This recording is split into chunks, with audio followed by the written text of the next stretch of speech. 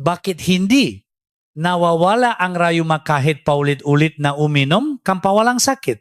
Dahil madalas ang gamot ay nagpapahupalang ng kirot pero hindi nito laging tinatama ang ugat ng problema. Pamamaga, mataas na uric acid, sobrang bigat sa kasukasuan, kulang sa galaw o pagkain na nagpapalala. Ang unang katotohanan, walang likas na paraan na tunay na walang kahit anong hindi kanais-nais na epekto. Ako si Dr. Nathan Gutierrez at malugot ko kayong binabati dito sa Alaga sa Katawan. Pag-usapan natin ang rayuma, gut, sakit sa tuhod, laikot at kasukasuan sa paraang malinaw para sa may edad. Hindi ito laban sa gamot ng doktor. Ang layunin ay malaman kung kailan makakatulong ang pagkain, inumin, galaw at likas na sangkap at kailan hindi dapat ipagpaliban ang pagsusuri. Upang mas madaling makita ang nangyari sa loob ng tuhod at daliri, gagamit tayo ng ilang larawang nilikas sa tulong ng makabagong teknolohiya. Ipapakita rito kung paano namamaga ang kasukasuan, paano naipon ang uric acid sa gut, at bakit may mga pagkaing tila simpleng ulam lang pero pwedeng magpaalap ng kirot sa taong sensitibo ang katawan. Ang rayuma ay salitang ginagamit ng marami para sa iba't ibang sakit sa kasukasuan. Maring ito ay pagkikazira eniga cartilago da edad, pamamaga eniga sariling depensa eniga tawan, o gout na may matutulis na kristal mula sa uric acid. Kaya delikado ang iisang payo para sa lahat. Ang masakit na tuhod ng isang tao ay maring iba ang sanhi kumpara sa namamagang hinlalaki sa paa ng iba.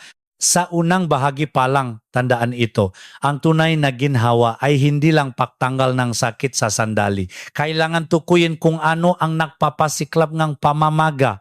Sa masusunod na bahagi, pag-usapan natin ang panganib ng labis na pain reliever, luyang dilaw, luya, bawang, isda, pagkaing dapat bantayan, at galaw na hindi nagpapahirap sa tuhod ngunit tumutulong sa paninigas.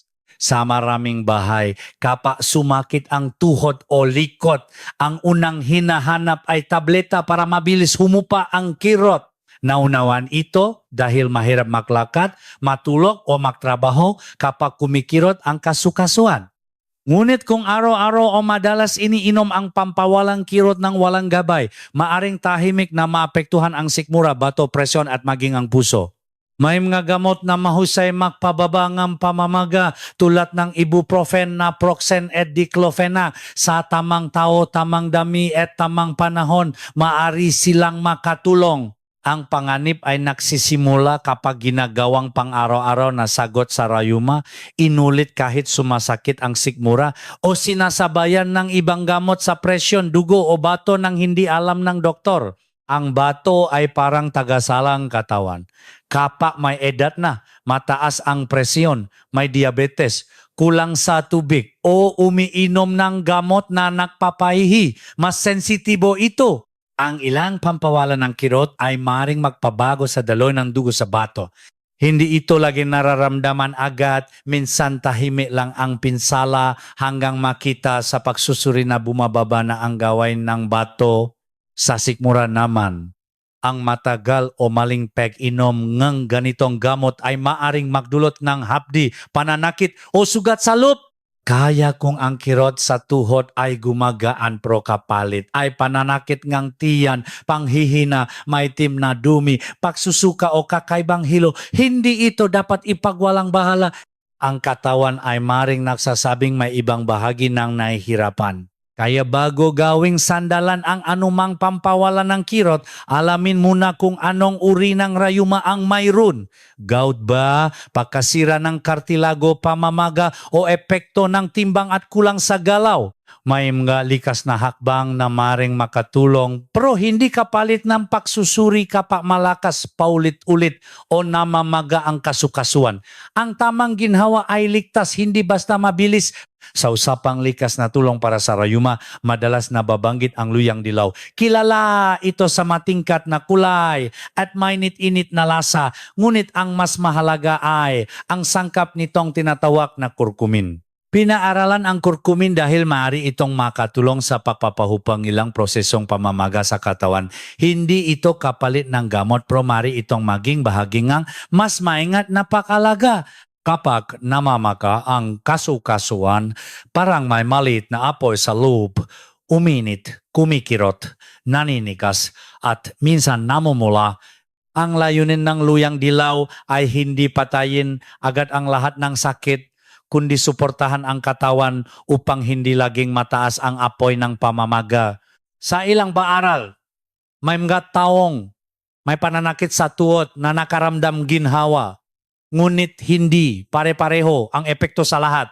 Mahalagang itama ang isang maling paniniwala.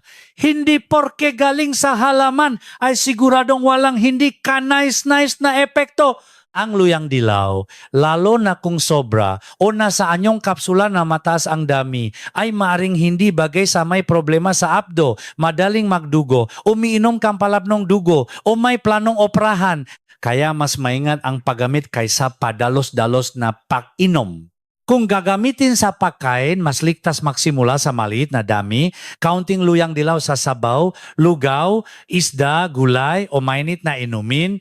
Ang ganitong paraan ay mas malapit sa pang-araw-araw na pagkain kaysa sa malalakas na timplang hindi alam ang sukat.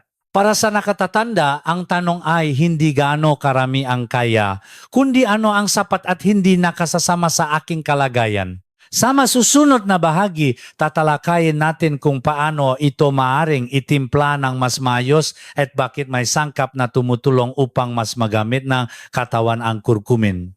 Ngunit habang maaga pa, tandaan kung namamaga ang kasukasuan, mainit, masakit kahit hindi ginagalaw, may lagnat o biglang hindi makatapak, huwag umasa sa inumin lamang, kailangan malaman ang tunay na dahilan. Dito papasok ang pinakaabangang bahagi. Ang tamang timpla ng luyang dilaw. Marami ang naglalaga nito pero hindi alam na mahirap gamitin ng katawan ang kurkumin kapag mag-isa lamang. Para itong bisitang nasa labas ng bahay. Nandiyan na pero kailangan ng tulong para makapasok. Kaya mahalaga ang tamang kasama, tamang dami, tamang pag-inom, hindi basta pakuluan ng pakuluan. Ang simpleng timpla ay maaaring magsimula sa isang tasang tubig, maliit na hiwa o kalahating kutsaritang pulbos ng luyang dilaw at isang kurot ng paminta. Ang paminta ay may sangkap na tumutulong upang mas magamit ng katawan ang kurkumin. Sa mga pag-aral, ang pagsasama ng paminta ay nayo-nay sa malaking pagtaas ng pagsipsip ng kurkumin, ngunit hindi ibig sabihin na paramihan ang dapat gawin.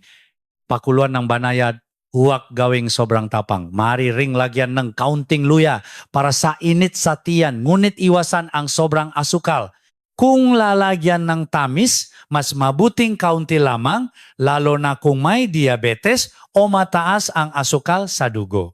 Ang inuming ito ay hindi agarang pamburang rayuma. Mas tama itong ituring na maliit na suporta sa mas malawak na pag-alaga. Mas maganda ring inumin ito kasabay ng pagkain o pagkatapos kumain kung sensitibo ang sikmura. May mga taong sumasama ang tiyan kapag malakas ang luyang dilaw o paminta, kaya magsimula sa kaunti. Kung umiinom ng pampalap ng dugo, may bato sa abdo, madaling magdugo, buntis o may nakatakdang operasyon, huwag basta magdakdak ng malakas na timpla ng walang payo ng manggagamot. Ang tunay na lakas ng luyang dilaw ay hindi nasa isang tasa, kundi sa maingat na pagsasama nito sa mas mayos na pagkain, tamang galaw, timbang na binabantayan at pag-iwas sa pagkain nagpapasiklap ng sakit. Kapag ang kasukasuan ay sobrang namamaga, mainit, hindi may galaw o may kasamang lagnat, ang saa ay hindi sapat na sagot, kailangang malaman kung got impeksyon o ibang sani ang nasa likod. Pagkatapos ng luyang dilaw, dalawang sangkap naman ang laging nasa kusinang Pilipino, luya at bawang. Hindi sila mahiwagang gamot, ngunit may mga sangkap na pinag-aralan dahil maaring makatulong sa pagpayapa ng ilang proseso ng pamamaga. para sa may rayuma, got o naninigas na tuhod. Ang mga ito ay pwedeng maging kasama sa pagkain. Hindi kapalit ng pagsusuri at tamang gamutan. Ang luya ay may init na maraming nakatatanda ang pamilyar, lalo na kapag malamig ang panahon o mabigat ang tiyan. Sa ilang pag-aral, iniunay ang luya sa ginhawa sa pananakit at paninigas, lalo na kapag bahagi ng mas mayos na pagkain at galaw. Isipin ito bilang mahinahong tulong sa apoy ngang pamamaga, hindi bilang tubig na biglang papatay sa lahat ng kirot sa kasukasuan. Ang bawang naman ay kilala sa lutuing bahay at pinaaralan din dahil sa epekto nito sa kalusugan ng puso at pamamaga.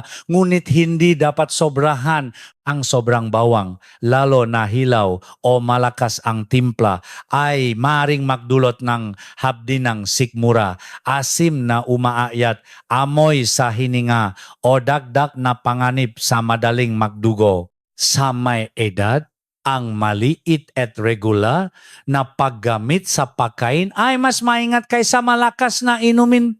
Kung gagawa ang simpleng inumin, magpakulong sang tasang tubig, lagyang ng manipis na hiwang luya, at hayaang lumamig ng kaunti bago inumin. Ang bawang ay mas mabuting gamitin sa ulam kaysa piliting gawing matapang na saa. Maaari itong igisa ng kaunti sa gulay, isda o sabaw. Iwasan ang maraming asukal o matatamis na pampalasa dahil pwedeng lumala ang timbang at asukal sa dugo. May mga pagkataong hindi sapat ang luya, bawang o anumang inuming bahay kapag ang kasukasuan ay biglang namula na mainit, sobrang sakit kahit hinahawakan lang o may kasamang laknat, kailangang alamin kung got, impeksyon o ibang sanhi ang dahilan.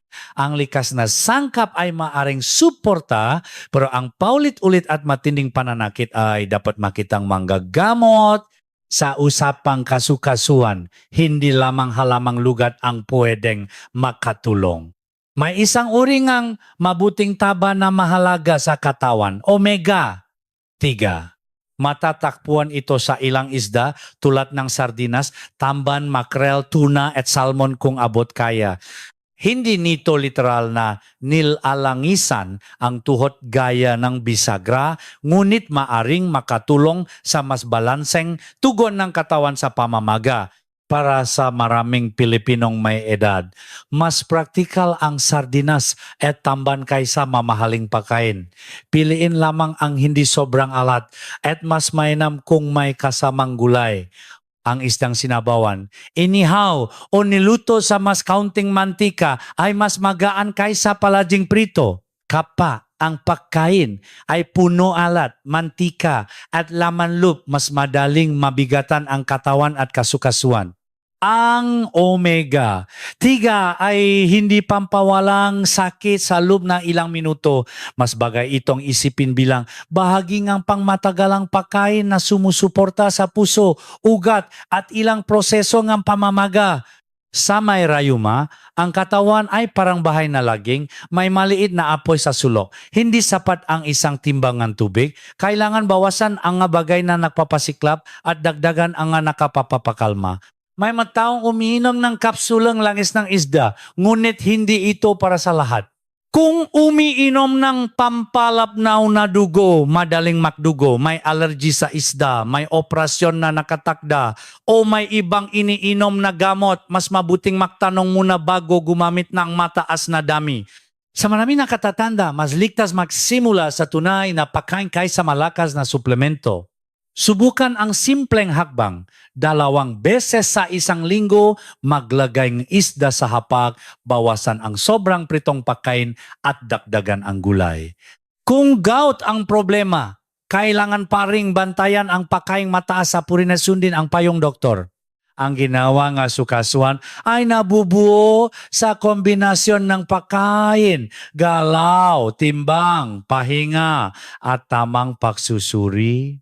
May mga pagkain parang tahimik lang sa plato pero pwedeng magpalap ng kirot sa taong may got o sensitibong kasukasuan. Pinakamahalagang bantayan ang laman loob. Sobrang daming pulang karne, sabaw na pinakuluan sa buto at karne ng matagal, ilang pagkain dagat, matatamis na inumin at ala. Sa goat, ang problema ay hindi simpleng lamig sa buto, kundi uric acid na maaring bumuo enerhe malilit na kristal sa kasukasuan. Kapa mataas ang purine sa pagkain, mas maraming uric acid ang maring mabuo habang tinutunaw itong katawan. Kaya sa taong madaling atakihin ng gout, ang madalas na pagkain ng atay, bituka, balon-balunan, baka, baboy at malakas na sabaw ng karne ay pwedeng maging gatilyo. Hindi ibig sabihin na lahat ay bawal habang buhay, pero kailangan ng sukat, pag-ingat at gabay, lalo na kung paulit-ulit ang pamamaga. May usapan din tungkol sa talong, kamatis, patatas, at sili. Sinasabing ilan na nakpapalalaro itong rayuma. Sa ngayon, hindi matibay ang ebidensyang bawal ang gulay na ito sa lahat na may arthritis. May ilang tao maaaring makapansing ng sariling reaksyon. Ngunit hindi makatarungang tanggalin agad ang masustansyang gulay kung wala namang malinaw na sintomas matapos kainin. Mas mapanganib kadalasan ang sobrang alat, matatamis na inumin, labis na timbang, kulang sa galo, at paulit-ulit na pagkain ng laman loob kaysa sa simpleng kamatis sa ulam. Para sa may edad, mas mainam ang talaan, ano ang kinain, kailan sumakit, gaano katagal, at namagaba ang kasukasuan. Sa ganitong paraan, hindi hula ang batayan ng pag-iwas, kundi sariling pattern na pwedeng ipakita sa doktor. Ang mas ligtas na plato para sa kasukasuan ay may gulay, sapat na protina mula sa isda o manok sa tamang dami, monggo kung bagay sa katawan, prutas na hindi sobra at maraming tubig ayon sa kalagayan.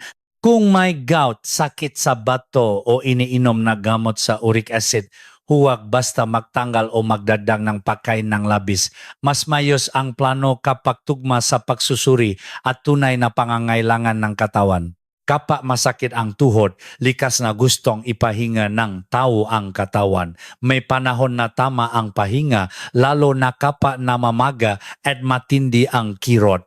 Ngunit kung laging hindi gagalaw dahil natatakot sumakit, pwedeng lalo namang manghina ang kalamnan sa paligid ng kasukasuan. Kapag mahina ang kalamnan, mas maraming bigat ang napupunta sa tuhod, balakang at likod. Ang kasukasuan ay parang pinto na kailangan binubuksan ng maingat upang hindi manigas ang bisagra. Kapag matagal na hindi ginagalaw, kumakapal ang paninigas, bumabagal ang daloy ng likidong tumutulong sa paggalaw at mas nagiging mahirap ang unang hakbang. Kaya ang layunin ay hindi pilitin ang masakit na tuhod, kundi bigyan ito ang banayad at regular na kilos na kaya ang katawan. Maaari magsimula sa simpleng galaw habang nakaupo. Dahan-dahang unat at tiklop ng tuhod, pag-angat ng sakong, pag-ikot ng bukong-bukong, at pagpisil ng hita ng ilang segundo. Kung kaya, maglakad ng maikli sa loob ng bahay o bakuran. Mas mabuti ang counting galaw araw-araw kaysa biglang mahabang lakad na magpapasiklap ng kirot kinabukasan.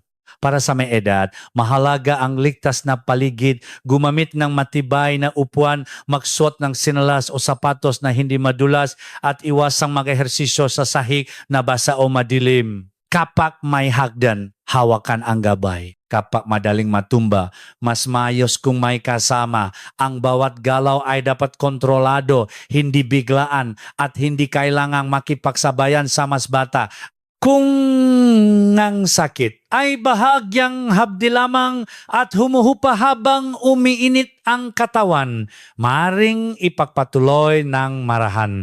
Ngunit kung matalim ang kirot, biglang namamaga ang tuhod, umiinit ang kasukasuan, may pamamanhit o hindi na makatapa, itigil ang galaw at magpasuri. Ang ehersisyo ay kaagapay ng pagaling, hindi parusa sa katawan na humihingi ng tulong. Kapag biglang umatake ang gout, madalas nagsisimula ito sa isang kasukasuan na tila biglang nagapoy, madalas ay lalaking pa, kahit kumot lang ang dumampi, masakit na. Dito mahalagang maunawaan na hindi ito simpleng pagod lang. Maring may naipong kristal mula sa uric acid na gumigising sa depensa ng katawan at nagdudulot ng matinding pamamaga. Sa ganitong sandali, huwag mo nang ipilit ang paglakad o masahe ng madiin. Ang kasukasuan na mainit, namamaga at sobrang sakit ay hindi dapat pilitin. Mas mabuting ipahinga, itaas ng kaunti kung kaya at iwasan ang biglang bigat sa apektadong bahagi. Ang banayat na malamig na pomento sa maikling oras ay maring makatulong sa ilang tao, ngunit huwag hayaang mangalay o manhid ang balat. Mahalaga ring tingnan ang nakaraang kinain. Maraming atakenggot ang sumusunod matapos ang sunod-sunod na laman loob, pulang karne, alak, matamis na inumin o sobrang daming handaan. Hindi ibig sabihin na pagkain lang ang dahilan, ngunit madalas itong nagiging gatilyo. Kung may tala ng kinain at oras ng pagsakit, mas madaling makita kung alin ang paulit-ulit na nagpapasimula ng problema. May mga taong umiinom ng gamot para pababain ang uric acid pero itinitigil kapag gumaan ang pakiramdam. Delikado ang ganitong sariling desisyon. Sagot! Ang sakit ay maring humupa habang mataas pa rin ang uric acid. Kapag hindi mayos ang plano, pwedeng bumalik ang atake. Ang tamang gamot, tamang pagkain, tubig at pagsusuri ay kailangang magtulungan, hindi magpalitan. Kung ang kasukasuan ay sobrang pula, mainit, lumalaki ang pamamaga, may laknat o hindi na makatapa, kailangan itong masuri upang matiyak kung got nga ba o may ibang sanhi. Ang ngalikas na tulong tulad ng pagkain, saa at pahinga ay maring bagi ng pag-alaga, ngunit kapag matindi ang pamamaga, mas ligtas malaman ang tunay na dahilan kaysa hulaan. May isa pang tahimik na nagpapabigat sa rayuma, sobrang timbang. Bawat dagdag na kilo ay dagdag na puwersang dinadala ang tuhod, balakang, paa at likod sa bawat hakbang. Hindi ito usapin ng isura, kundi ng bigat na pinapasan ng kasukasuan araw-araw. Kapag nabawasan kahit kaunti ang timbang sa maingat na paraan, maring gumaan ang kilos at mabawasan ang pagkapagod ng tuhod. Ngunit huwag makmadali sa matinding pagbabawas ng pagkain kapag biglang gutom. Lalo na sa may edad, maaring manghina, mahilo, bumaba ang asukal sa dugo o lalong mawalan ng lakas ang kalamnan. Mas mabuti ang dahan-dahang pagbabago, bawasan ang matatamis na inumin, sobrang kanin, pritong pagkain at mamantikang ulam habang dinarakdagan ang gulay, isda, itlog at pagkain may sapat na sustansiya. Sagot, mahalaga rin ang sapat na tubig. Kung pinapayagan ng sariling kalagayan, ang katawan ay mas nakatutulong maglabas ng uric acid kapag hindi ito tuyo. Pero hindi lahat pwedeng uminom ng marami, lalo na kung may sakit sa bato, puso o pamamagan ng paa. Kaya ang payo ay hindi dagdagan ng sobra, kundi uminom ng regular paunti-unti at ayon sa gabay ng doktor. Ang pagtulok ay kasama rin sa pagaling ng kasukasuan. Kapag kulang ang tulok, mas mataas ang pakiramdam ng sakit, mas madaling mainis ang katawan at mas mahirap gumalaw kinabukasan. Para sa may rayuma, ang gabi ay hindi lamang pahinga. Ito ang oras na binabawi ng katawan ang lakas. Ayusin ang unan, iwasan ang puyat at humanap ng posisyong hindi nagpapadiin sa masakit na bahagi. Kung pagsasamahin ang pagkain, timbang, tubig, tulog at banayad na galaw ay parang 5 haliging tuhod at buto. Hindi sila agarang himala, pero pwedeng magbigay ng mas matibay na pundasyon. Kapag ang sakit ay lumalala kahit maingat na ang gawi, may pamamanhid, panghihina, laknat o biglang pamamaga, kailangan ng tingnan ng mas mabuti ang tunay na sanhi. Maraming nakatatanda ang sabay-sabay gumagamit ng luyang dilaw, luya, bawang, langis ng isda at gamot na reseta. Dito kailangang maging maingat. Ang katawan ay parang maliit na kusina. Kapa masyadong maraming sangkap ang sabay inilagay ng walang sukat, maaring magbago ang lasa. Sa kalusugan, maaring magbago ang epekto ng gamot, sikmura, pagdurugo, presyon o asukal sa dugo. Kung umiinom ng gamot para sa dugo, puso, presyon, asukal, gout o kirot, huwag basta magdakdak ng malakas na kapsula o matapang na timpla. Ang bawang, luyang dilaw, luya, at langis ngang isda ay maring hindi bagay sa ilang gamot o kondisyon.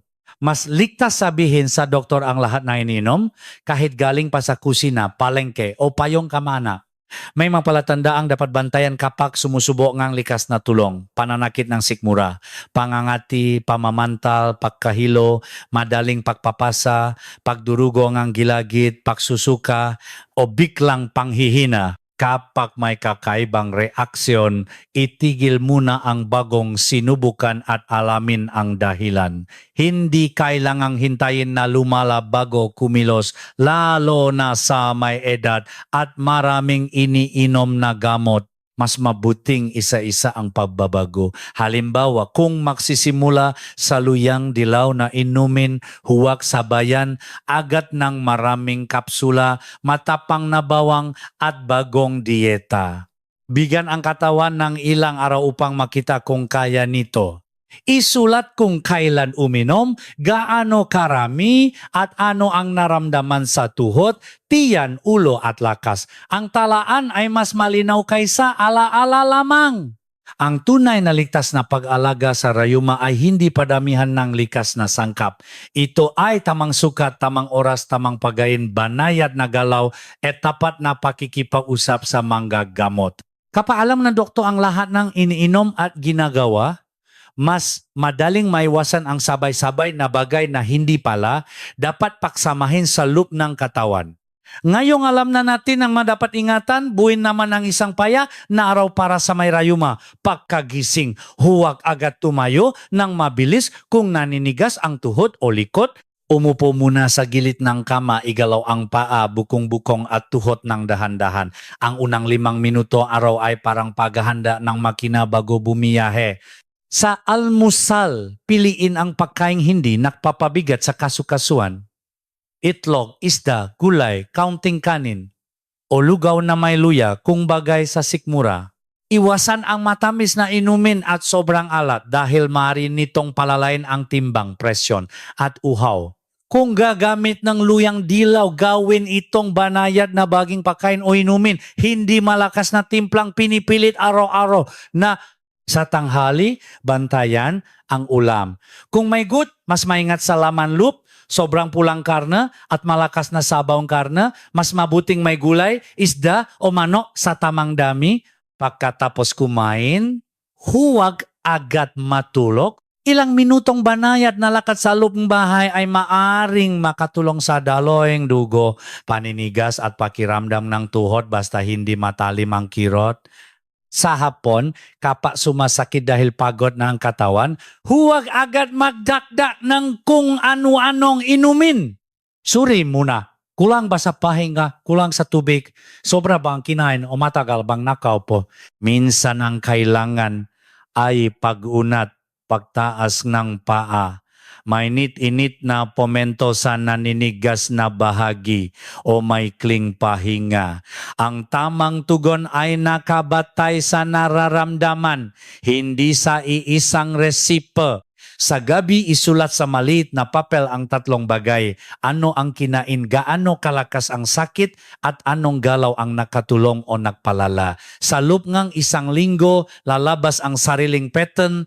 Kapag ang sakit ay palala ng palala, may pamamaga, laknat, pamamanhid, o hindi na magawa ang dating gawain, mas mabuting ipasuri upang hindi umikot sa hula ang pag-aalaga.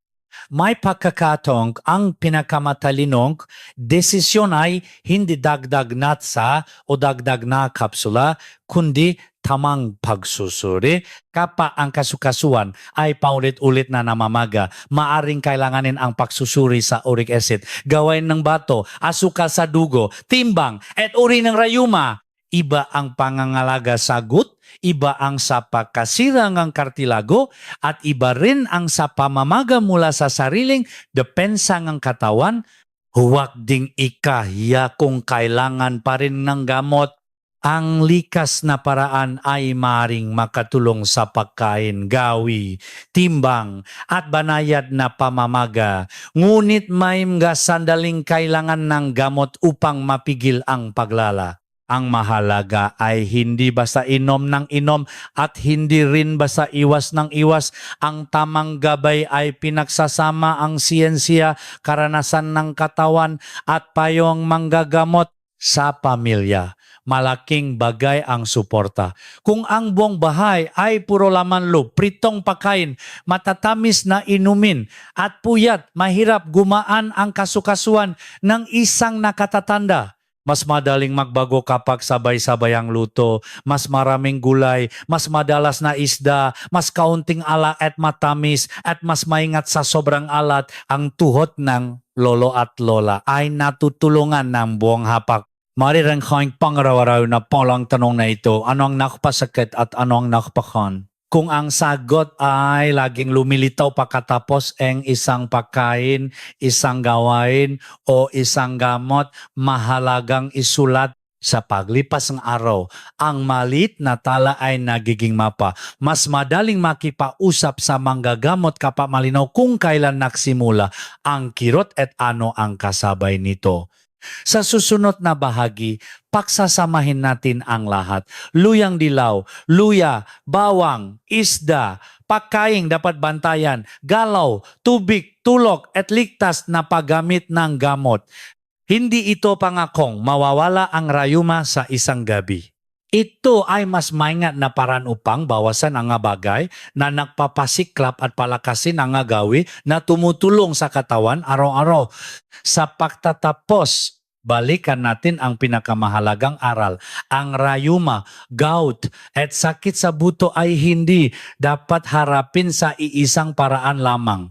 May kirot na galing sa mataas na uric acid, may kirot na dahil sa panipis katilago, may kirot na dulot ng pamamaga, at may kirot na pinalala lang ang timbang, puyat, pagkain o kulang sa galaw. Kaya ang unang lunas ay pag-unawa sa pinagmumulan. Ang luyang dilaw, luya, bawang, isda, gulay, sapat na tubig at banayad na ehersisyo ay maring maging kakamping katawan. Ngunit hindi sila himala at hindi rin ganap na walang posibleng, hindi ka nais-nais na epekto. Ang mas ligtas na paraan ay mali na pagbabago, malinaw na sukat, pag-obserba sa reaksyon ng katawan at hindi pagsabay-sabayin ang maraming malakas na timpla ng walang gabay. Kung may isang bagay na pwedeng simulan ngayon, ito iyon, bawasan ang nagpapasiklep at dagdagan ang nagpapagaan. Mas kaunting laman loob, ala, matatamis na inumin, sobrang alat at pritong pagkain, mas maraming gulay, isda sa tamang dami, galaw na kayang tuhod at pahingang sapat, hindi kailangang perpekto agad. Ang mahalaga ay may direksyon at hindi na puro tisang araw-araw. Ibahagi ang paalalang ito sa kapamilyang matagal nang nagtitiis sa sakit ng tuhod, paa, likod o daliri. Hindi para sabing itigil ang gamot, kundi para ikayatin silang alamin ang sani, ayusin ang pagkain, gumalaw ng ligtas, at magtanong bago uminom ng anumang bago. Mariring isulat kung anong pagkain o gawain ang napapansin ninyong nagpapalala o nagpapagaan ng kasukasuan.